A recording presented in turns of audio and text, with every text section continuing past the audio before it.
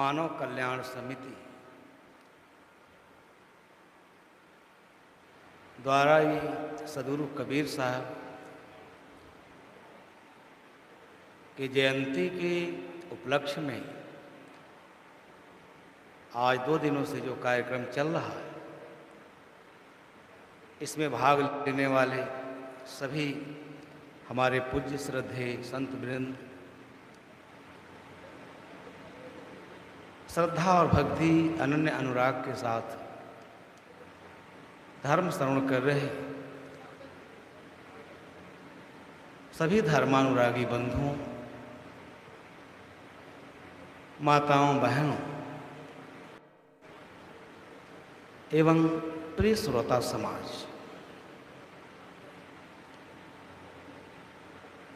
ये हम सभी लोगों के लिए अत्यंत गर्व का क्षण है।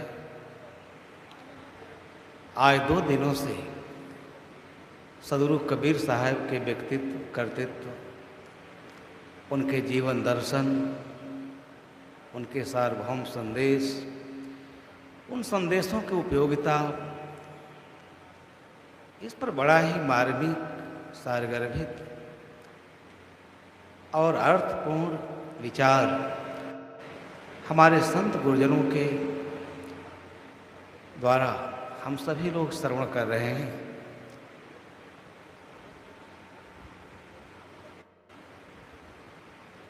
जीवन, धर्म और दर्शन के संबंध में बहुत सारी ऐसी बातें हैं जिस पर विस्तार से चर्चा कर पाना असंभव है, लेकिन फिर भी मैंने जो अनुभव किया है, कल से आज तक काफ़ी महत्वपूर्ण चर्चा हुई है। अभी हमारे श्री मित्र साहब जी कह रहे थे कि आध्यात्म पर चर्चा नहीं हुई।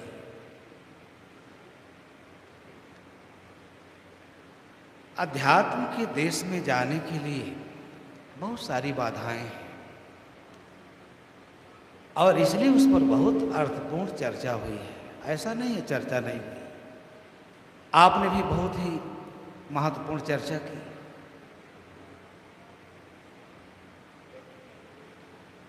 सबसे पहले हमें समझना होगा कि धर्म और आध्यात्म भी 2 अलग अलग विषय हैं। मुझे उपनिषद के ऋषियों के जो विचार हैं, जो आध्यात्म के उषा काल के जो विचार हैं, बड़े मनमोहक हैं और वो जो साहित्य है उसमें इतना लालित्य है, इतना सारगर्भित दृष्टिकोण प्रस्तुत किए गए हैं और बीजक का अध्ययन मनन करने के बाद पता चलता है कि बीजक का जो विषय वस्तु है उपनिषद चिंतन के काफी करीब है, निकट है। केन उपनिषद का ऋषि कहता है, ए चेद वेदित अत सत्यमस्ति, न चेद्या वेदित महति विनष्टि, भूतेषु भूतेषु विचित्य धीरा, प्रत्यास्मात् लोकात् अमृता भवन्ति। वो भाषा थोड़ी कठिन है आज के युग के लिए, लेकिन जिस काल में उस भाषा का उपयोग किया गया वो जन भाषा थी। और सदगुरु कबीर साहब जो उपनिषदों में,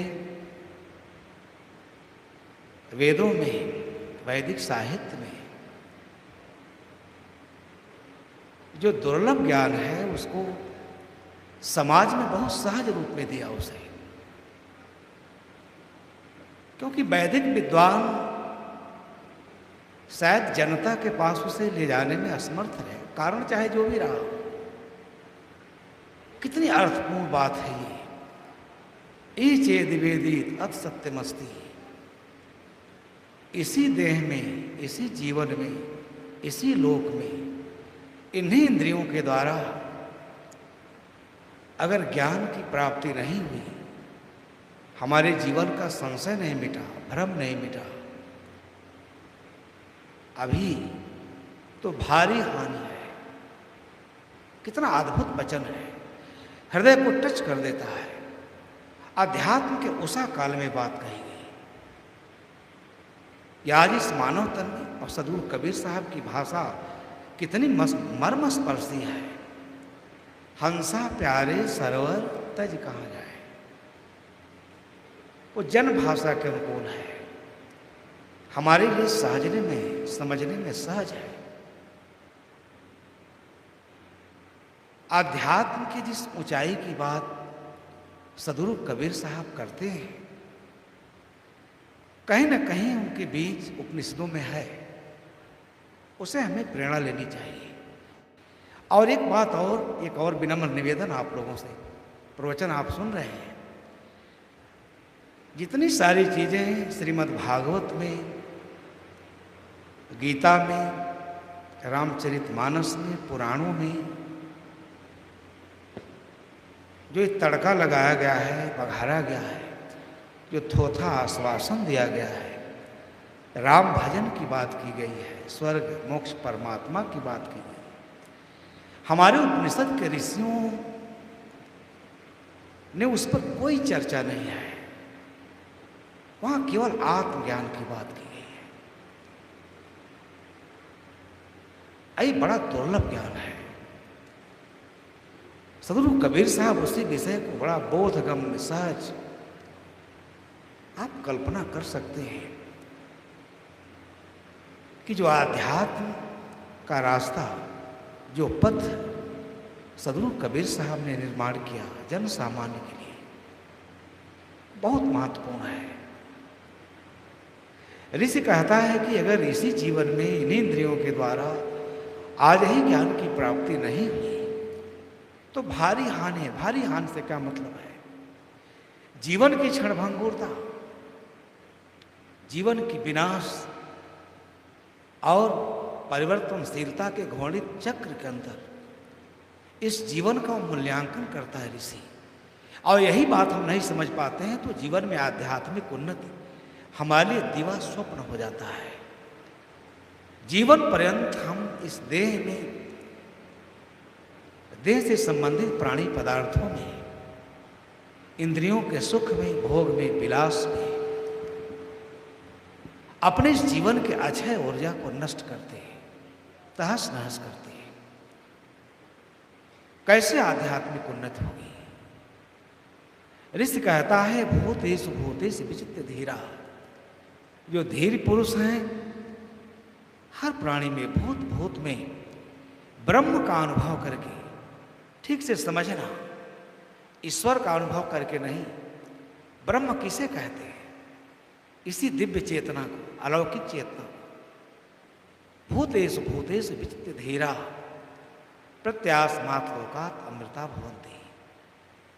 हर प्राणी में इसी चेतना का, दिव्य और अलौकिक तत्व का अनुभव करके इस लोक से निकल करके धीर पुरुष अमृत स्वरूप होते हैं, अमृत धाम में पहुंचते हैं। उसी मार्ग का प्रतिपादन सदगुरु कबीर साहब ने अपने चिंतन में किया। और विनम्र निवेदन है, शायद इतना सुंदर निवेदन देश के किसी चिंतक ने नहीं किया। आपको जानकर आश्चर्य होगा कितना सुंदर भाव भंगिमा है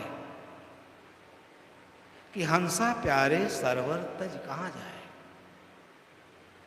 आज इस देह में, जिस मानव शरीर में, जो प्रकृति की सबसे अन्यतम उच्चतम सृष्टि के व्यवस्था का सबसे सुंदर जीवन है, अनुपम जीवन है,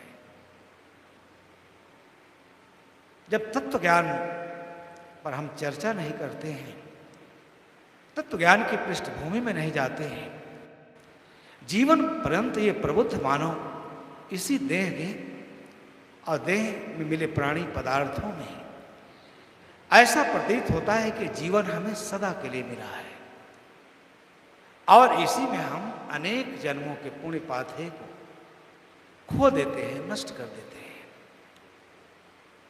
अध्यात्म की ऊंचाई पर कैसे पहुंचेंगे? मुझे प्रसंग बस एक दृष्टांत याद आ जाता है। एक बार एक सेठ का लड़का था, बड़ा वैभवशाली सेठ था, अकेला संतान था। सुख वैभव विलास के वातावरण में उसका लालन पालन पोषण हुआ था। इस देह में रहकर इस देह से स्वयं को अलग समझना इस जीवन की सबसे बड़ी उपलब्धि है, श्रेष्ठ उपलब्धि है। लेकिन यह हो पाना इतना सहज नहीं है, सरल नहीं है। इसी के लिए हम निरंतर सत्संग करते हैं। और यह विषय इतना गूढ़ है कि बुद्ध जैसा चिंतक करुणा का संदेश सुनाते सुनाते और यहां तक कह दी, इस देह के अंदर, इस शरीर के अंदर शरीर से भिन्न कोई नित्य नैमित्तिक सत्ता नहीं है। इस विषय पर विस्तार से मैं चर्चा नहीं कर पाऊंगा। इसलिए सदगुरु कबीर साहब के ज्ञान की उपयोगिता महावीर भी कहे। इस सरणी बहुत पहले से आ रही थी इस देश में, प्रकृति पुरुष का चिंतन। लेकिन जितना साफ शब्दों में अध्यात्म के देश में ले जाने के लिए सदगुरु कबीर साहब ने समझाया, किसी ने नहीं समझा पाया। यह अद्भुत है, विलक्षण है। इसको हम दृष्टांत के माध्यम से समझते हैं कि हंसा प्यारे सरवर तज कहां जाए। कई ऐसे विलक्षण विषय हैं जिसे हमें समझना चाहिए, तभी हम आध्यात्मिक उन्नति कर पाएंगे। लेकिन प्राणी भौतिक उन्नति में इतना अपने को खो दिया है कि अध्यात्म की तरफ उसकी दृष्टि ही नहीं जाती। ये सत्संग की परंपरा उसके लिए मार्ग बनाता है, रास्ता बनाता है, पथ प्रदर्शक है। जब तक प्राणी संस्कृत से चिपका हुआ था, संस्कृत का तात्पर्य है बनी हुई, कारण से बनी हुई चीजें। जब तक व्यक्ति उसमें चिपका रहता है तब तक वो स्वयं को भूला रहता है। लेकिन कोई ऐसी चीज है जो असंस्कृत है, अजात है, अकारण उत्पन्न है, अपरिवर्तनशील है, अगर इसे हम जान लें तो हमें मुक्ति के लिए, शांति के लिए, चिर शाश्वत शांति के लिए कहीं बिलबिलाने की आवश्यकता नहीं, वो सहज ही प्राप्त हो जाएगा। लेकिन संस्कृत और असंस्कृत का भेद समझना होगा। सदगुरु कबीर साहब इसको एकदम बोधगम्य भाषा में समझाते हैं कि हंसा प्यारे सरवर तज कहां जाए। सेठ का लड़का है, लाड़ प्यार में पलता है, अकेला, सुख वैभव विलास के वातावरण में उसका जीवन पलता है, बड़ा होता है, बिजनेस व्यापार उसके हाथ में जाता है। इसलिए सुसंग और कुसंग, सज्जना नाम संग सत्संग, ये बड़ा दुर्लभ है। सज्जनों का संग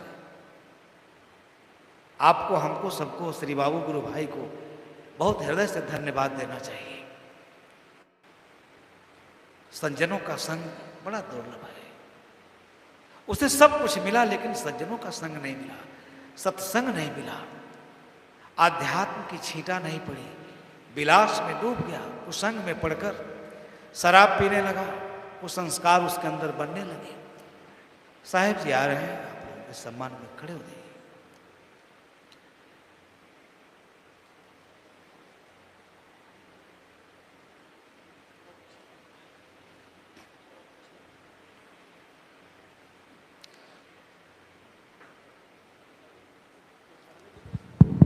बोलिए सदगुरुदेव की जय। साहेब बंदगी साहब।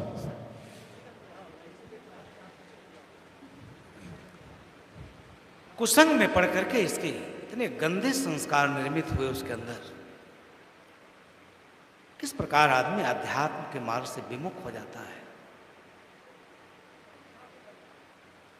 बंधुओं, शराब पीने लगा, कुसंग में पढ़ करके सारे गंदे संस्कारों से स्वयं को आबद्ध कर लिया।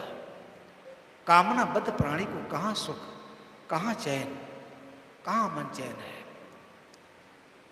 एक दिन क्लब में बड़े ऊंचे स्तर के शराब को पी करके अपने साथियों के साथ राग रंगेलियां करने लगा और इतना वो होश खो बैठा कि नर्तकियों को हीरक मणि का हार पहना था, उसने दे दिया।